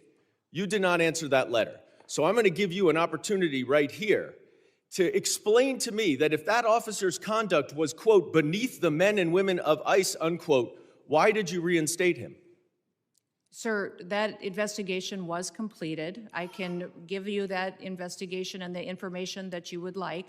This is Well, I wrote you 2 months ago. Why haven't you given it to me yet? I'm actually surprised that you haven't gotten it. I'm going to ask my staff about that. Well, you shouldn't be surprised because generally to speaking, you hundreds do and not hundreds, if respond not to thousands us. of your letters. Now, the other problem that we are Mayorkas, when he had seeing this all job, over didn't the respond to country letters for years. is that your officers are wearing masks, are dressed in plain clothes, often going around without identification. All of our officers are And identified. I'm not asking a question. I introduced the No Secret Police Act to stop this. And we now have 113 co-sponsors so that they will not be masked and that they will identify themselves. Now, you say all of them are identifying themselves. That is not the case because last month in New York City again, the NYPD officers were injured by your masked, plainclothes ICE officers after they were called from 911 as residents witnessed your officers pulling individuals out of their vehicles and chasing them down the street. I also asked you what happened there. How were the NYPD officers injured by your officers? And you didn't respond. What's the answer? Sir, our individual Gentlemen's officers time are is identified. time has expired. I yield back. I recognize gentleman from Texas, Mr. Gonzalez, 5 minutes. Thank you, Chairman. Thank you, Secretary Noem. Thank you, Director Kent and Director Glasheen, for your patriotism, your service to our country. Thank you to the families for allowing everyone to serve. We're grateful for that. Democrats like to show clip after clip. I represent a district that's half of the southern border. Our lives were turned upside down under Joe Biden, and now we have our lives back due to President Trump and due to the policies that y'all are executing. So thank you. I have one question, but I'm going to try to, if there's time. I think it'd be important for the American people to get an update on the role Coast Guard played in the Venezuela oil tanker seizure. But first, I'd like to once again, thank you for being here. And so I'd like to first thank you, CISA. Thank you for keeping our nation's critical infrastructure safe. You are our nation's cyber first responders. Thank you to the Coast Guard. During our Texas floods, you showed up, Coast Guard showed up, you saved lives. Thank you to the Coast Guard for all the work that they've done in Jayada South. They've been the tip of the spear in the Southcom AOR for a long time. Their work often goes unnoticed. Thank you, HSI, for leading these anti-gang task force. They work. They're going out there. You're apprehending murderers. You're apprehending sexual offenders. You're doing it in a local, state, federal way. They're working. Thank you for that.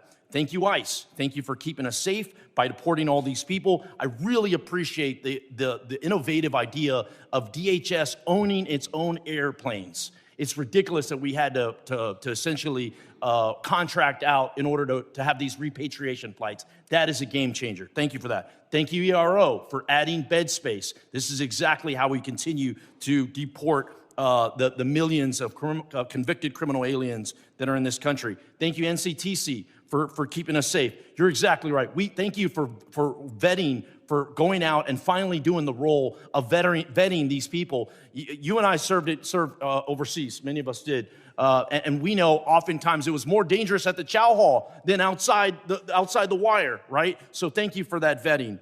Thank you, Border Patrol, for ending catch and release. Thank you, TSA, for keeping us safe during all our travel, and then also looking into any future vulnerabilities. Thank you, Secret Service. Thank you for not only keeping our leaders safe, but a lot of people don't realize Secret Service is key to school safety. I think that's just so important that brings us all together. I wanted to say I want to use the bulk of my time to just thank you, because we don't do that enough here. It's always finger pointing. It's always somebody else's fault. Please go back to your agencies and thank the men and women that are serving every day and helping to keep this country safe. With that, I'd like to give you a little time to talk about the Venezuelan situation and what the Coast Guard is doing. The operation that was conducted yesterday morning was a Coast Guard-led operation. It was in partnership with the Department of War and the Department of Justice, the FBI as well, and it was a successful operation directed by the president to ensure that we're pushing back on a regime that is systematically covering and flooding our country with deadly drugs and killing our next generation of Americans. Just the drugs that the Coast Guard has been able to interdict on the waters since that President Trump has been in office has been enough lethal doses of cocaine to kill 177 million Americans. That's 2/3 of our country that has been saved by blowing up, by going after and bringing to justice these individuals that are out at sea and those individuals that are funding it with a shadow fleet of sanctioned oil that should never be sold to benefit their profits and their pockets to kill Americans. Thank you for that update. For many of us, it served in uniform. Oftentimes, it was overseas. It was in the Middle East, or it was in Asia, or it was in Europe. And I think those AORs are very important. But for too long, president after president after president, our backyard has been left wide open, and we are completely shocked why all these terrorists are in our country and all these people are unvetted, all this chaos is happening when in our own backyard was unsafe. So thank you again for one. I know you traveled, you met with heads of state, El Salvador, Mexico, a couple that come to mind. But I just want to thank you and for making our backyard a priority and ultimately to keep Americans safe. Texans are more safe today than we were a year ago. And a lot of that is due to President Trump and due to the leadership that I'm seeing right here of executing those policies. Thank you, thank you, thank you. With that, Chairman, I yield back. Gentleman yields back. I now recognize the gentlelady from Illinois, Ms. Ramirez, for 5 minutes of questions. Thank you, Chairman. American citizens have been arrested or detained. We focus on those that are here illegally. Secretary Noem, you lie and you lied to the American people. I will be including into the record an article by ProPublica from October 16, 2025, entitled, "We found that more than 170 U.S. citizens have been held by immigration agents. They've been kicked." There's nothing smiling about U.S. citizens. I'm sorry, that's very inappropriate. Let me continue. They've been kicked, dragged, and detained for days. The next one. The Trump administration has specifically targeted the worst of the worst. The individuals that we are going after are those that are violent criminals, those that are breaking our laws. Secretary Noem, again, you lied to the American people. I will be including into the record an article by the NBC News from December 7, 2025, entitled, "ICE has arrested nearly 75,000 people with no criminal records, data shows."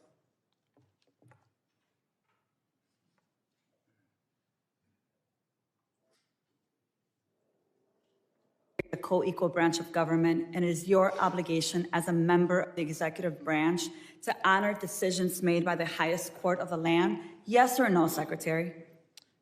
We are abiding by all federal judges' orders. Absolutely. The Justice Department said that when the administration was ordered back in March to stop sending detained migrants to a mega prison in El Salvador, you personally made the final call to continue the flights anyway. Is that correct? And the decisions that are made on deportations, where flights go and when they go, are my decision at the Department of Homeland Security. And we'll continue to do the right thing, continue to work and protect Americans, no matter what radical judge comes out and tries to stop us. We'll do.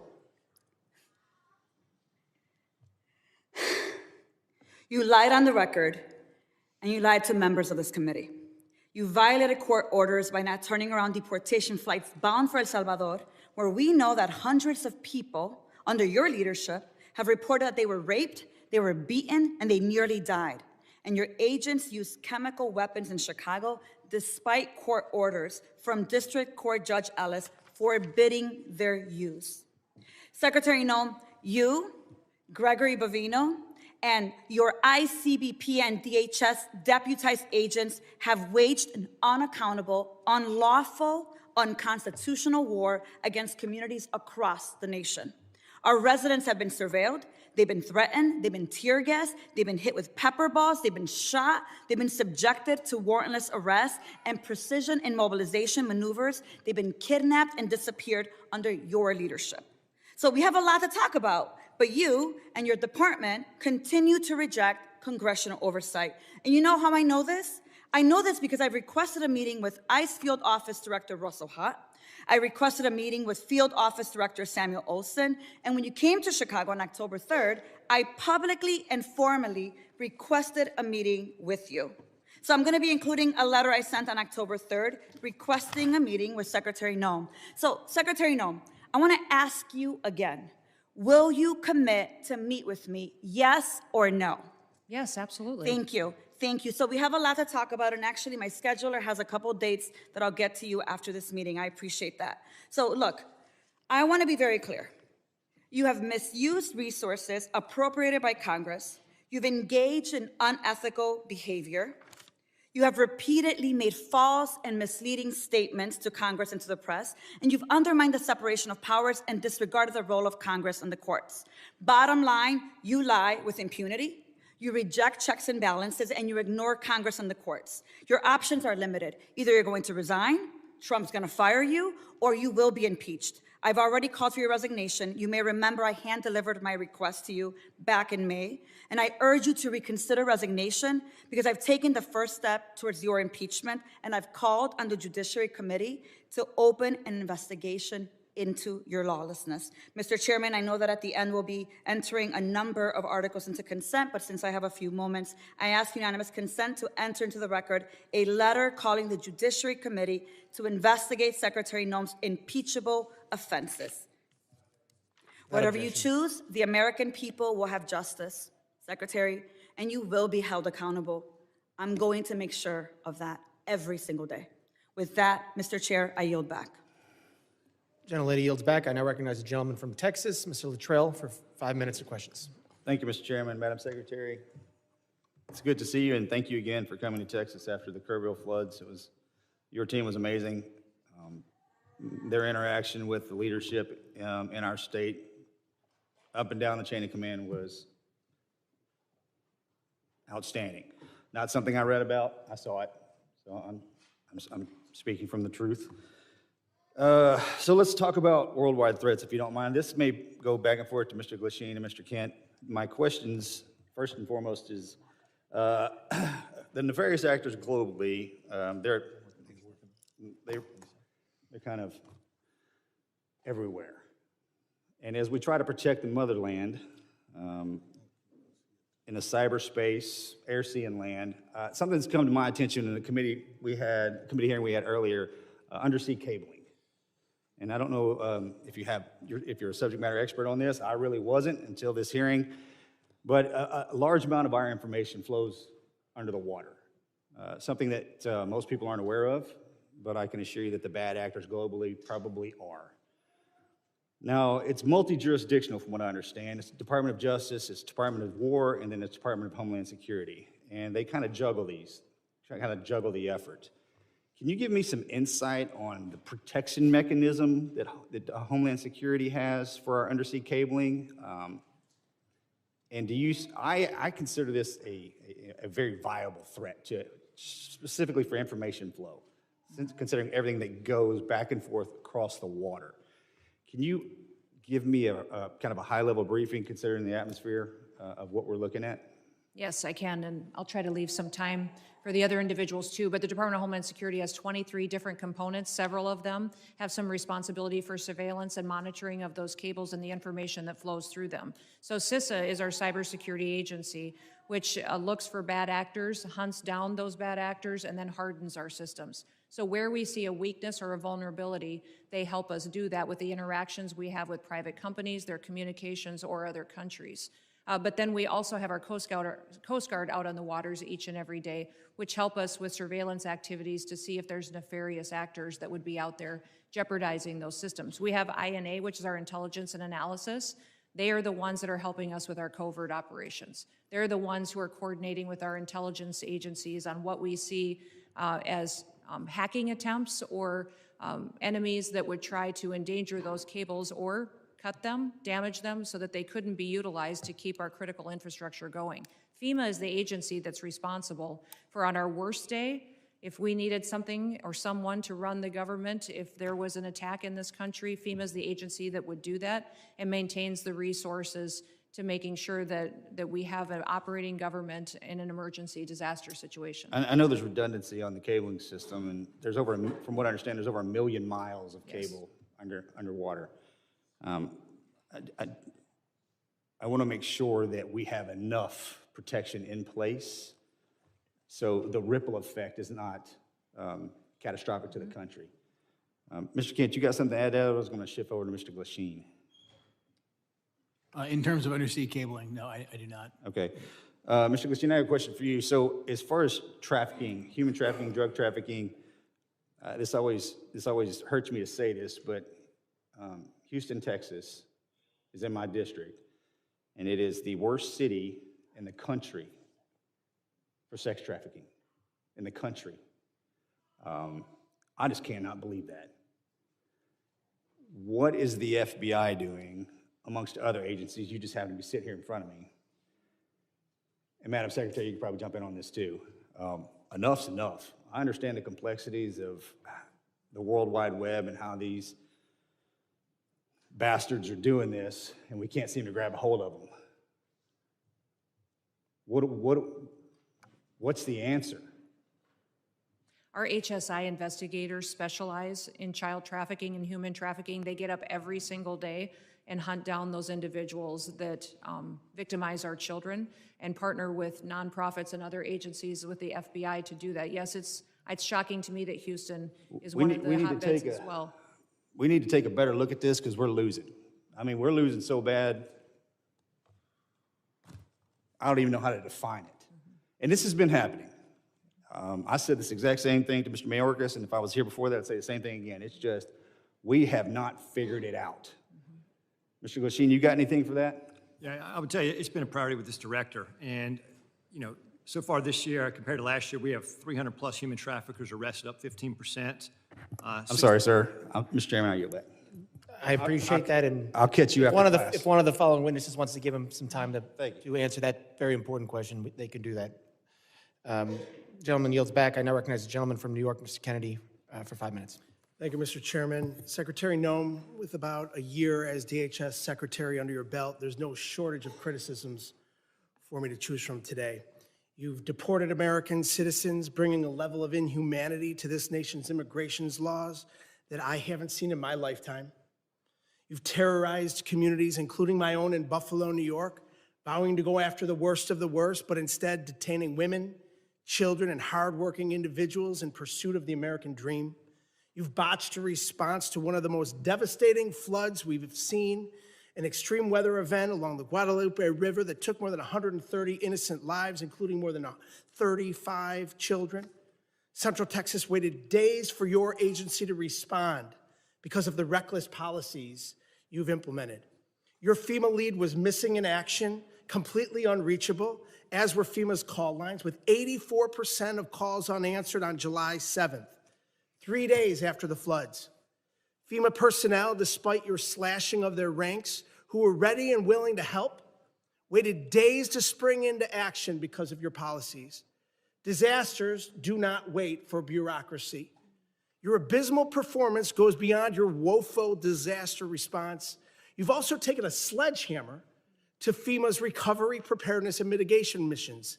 You canceled more than $4 billion in building resilient infrastructure in communities funds, a program that helps communities reduce their risk of natural disasters.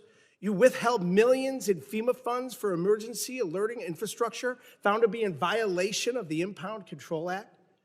You, perhaps most critical to my state of New York, canceled more than 90% of New York State's Homeland Security Program funding, including $134 million in urban area security initiative funds for New York City's greater metropolitan areas. You have mismanaged these grants to the point where cities and states, including New York, are suing you to recover counterterrorism funding that's lawfully theirs and that Congress intended for them to receive.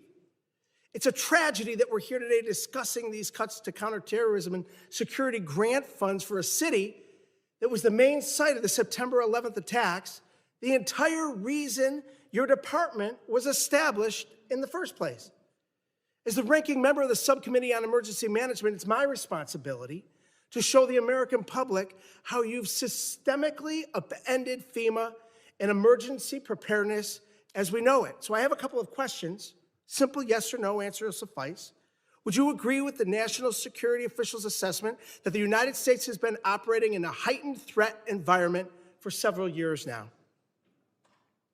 Yes. Yes or no? Would you say New York City is susceptible to these kinds of security threats? Yes, and that's why they should spend So with New York City $440 being the million number they one had in terrorist reserves target in the that nation, the federal government gave them with to New use York to City secure being their the number city, one, I which reclaim they my did time, not with New York spend. City being the They number did not one spend the hundreds security of threat in millions this of dollars nation, they had it's to secure their unconscionable city that you and would to cut release criminals on the street each and every day. $134 million in urban area security initiative funding for the city of New York. What compelled you to knowingly make our cities less safe with these funding cuts? What compels you, your mayor, and your governor to release thousands of criminals on the streets rather than to turn them over to ICE? You'd rather release Secretary Noem, a murderer out onto Secretary your Noem, street, you cut a rapist on your $134 street, million and honor our detainers. in You should funds honor our detainers to support the against violent security criminals of to get New them York out of New York City City. and the state of New York, the number one threat in this nation.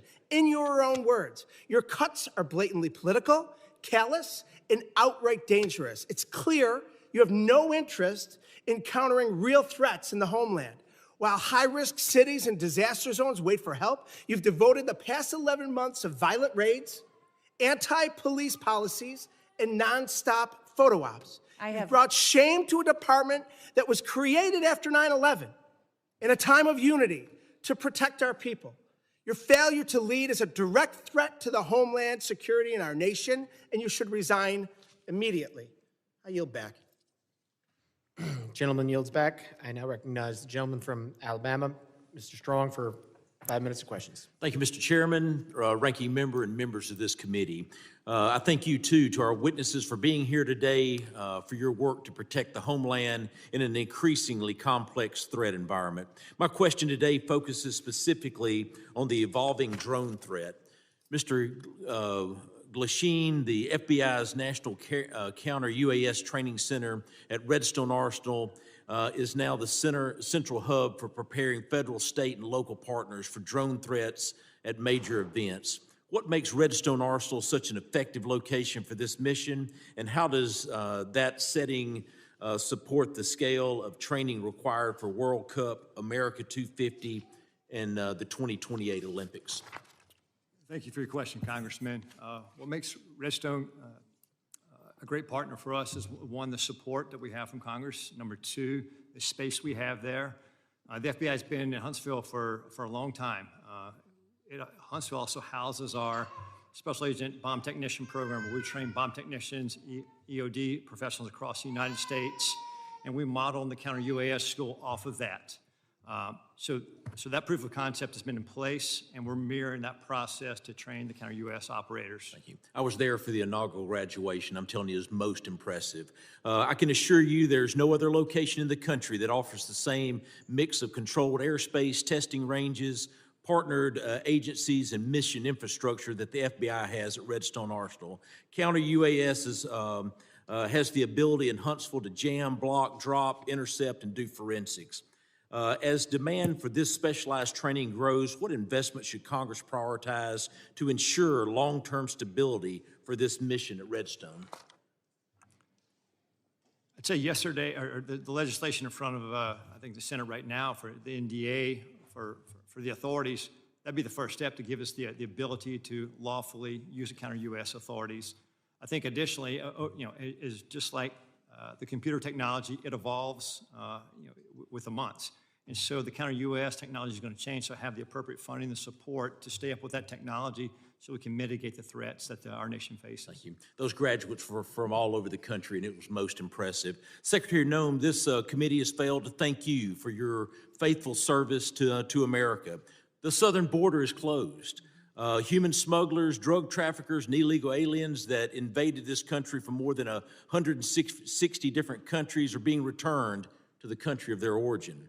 Fentanyl poisonings are down more than 35%. Secretary Noem, thank you for your efforts to keep these drugs out of our country in an effort to save a generation of Americans. It's not a Republican issue. It's not a Democratic issue. It's an American issue. And I thank you. Secretary Noem, many of the most advanced counter unmanned aerial systems technologies are being tested and evaluated in North Alabama. How is DHS ensuring that those capabilities transition quickly into field use, particularly ahead of these major events? And what more can Congress do to accelerate the pipeline? No, we appreciate the authorities that are necessary for us to operate, and standing up a drone program and counter drone program is one of the top 3 priorities of the department this next year to meet the threats that we face every day. Every day, our Secret Service, our Coast Guard, our Border Patrol are seeing drones used against them. Criminals using them to surveil them, to find out law enforcement operations, and to leak them, and to put their lives in danger. So making sure that we have the ability to operate and to see far into the future and over our operations is important, but we also need the opportunity to take them down when necessary. We've seen the cartels using weaponized drones against each other. We know it's only a matter of time before we see that here on the homeland. My job is to make sure that we're prepared and that we're equipped, and to advocate to you for the authorities that we need to make that happen. Thank you. With the new counter-UAS authorities expected to be enacted as part of the National Defense Authorization Act, the next challenge is execution. What concrete steps is DHS planning to take in the coming months to ensure that these new authorities are fully operational before the FIFA World Cup, the Olympics, and America 250? And I even want to take it even further. You start looking at college football, we've got to take it even further. Rather than they're all large gathering events. I actually had the Secretary of Security of the Southeastern Conference before Mr. Kennedy and my committee, and it was unbelievable. On any given weekend, 8 to 10 football stadiums with greater than 90,000 people there. We must defend the home front. And I'm sorry that my time has expired, but I thank you for being before this committee today. Gentleman yields. I now recognize the gentlelady from New Jersey, Ms. McIver, for 5 minutes of questions. Thank you, Mr. Chairman and Ranking Member, for holding this hearing today. The greatest threat to the homeland right now is a Department of Homeland Security that the American people no longer trust, a department actively undermined by its own secretary. This is on you, Secretary Noem. Today's hearing is supposed to be about worldwide threats, but Madam Secretary, under your watch, the threat is coming from inside the building. Because when DHS, the department charged with keeping Americans safe, is caught breaking the law, lying to the American public, systematically dismantling oversight, fueling bigotry, and targeting vulnerable communities, trust is broken. Let's start with the basics. How can we trust your department with you at the helm? The American people deserve an answer, even if you've spent the past year dodging accountability like it's your full-time job. We need to talk about oversight. Oversight is not optional. It is not a courtesy because you feel like it. It is not something you entertain only when it's politically convenient to you. Yet, time and time again, Secretary Noem, you have treated congressional oversight as an inconvenience at best, and at worst, something to be invaded, ignored, or denied altogether. Republicans on this committee may be willing to hand over their constitutional duty in order to kiss this administration's butt cheeks, but I am not. I will never. My district is not, and the American people sure aren't. While Republicans turned this hearing into a praise fest for your failed 10-year communities across America, including mine in New Jersey, are made less safe because DHS under your leadership has become unproductive and malicious. All of the thank you that we keep hearing from across the aisle, there's no thank you from me. And we see the truth that you're trying to hide. The truth is you are deeply unqualified for the post you hold. This is on full display in the way you treat the people in this body, myself included, who have been elected to serve our communities and keep them safe. Representative Grajava, Senator Padilla, myself and others whose character, integrity, and bodies were attacked by your department without evidence and without apology. Far beyond being disrespectful, you have shown a complete disregard for the oversight authority granted to us by law.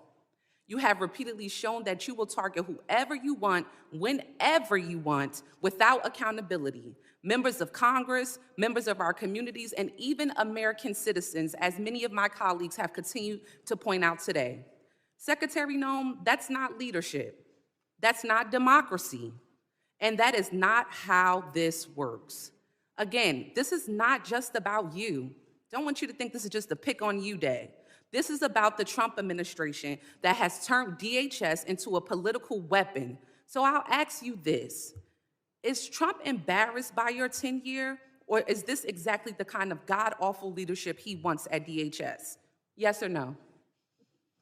Ma'am, we've already conducted more oversight visits. No. It's a yes or no. Yes or no. Okay, Secretary Noem, this is my time to talk, not your time to talk. I reclaim my time. I reclaim my time. I reclaim my time. Chair, I reclaim my time. Secretary Noem, DHS is breaking the law, hiding information from Congress, and shutting out oversight. So let me ask you, how can the American people trust your department with you at the helm with this kind of behavior? The American people absolutely trust this department to keep them safe. And we are showing that every day by the support we get across the country, the amount of people that we're recruiting to all of our different agencies. Thank you, Secretary Noem. Do you agree that using DHS resources to target members of Congress is an abuse of power? Excuse me, would you say that You again? would have heard me if you stopped talking and listened to my questions. Do you agree that using DHS resources to target members of Congress is an abuse of power? We are not doing that. We are out there enforcing the law, doing our work, and we are allowing oversight. Of course, we're not going to get any answers. With that, Mr. Chairman, I yield back. Gentlelady yields back. I now recognize the gentleman from Oklahoma, Mr. McKean, for 5 minutes of questions. It's no wonder that chaos has become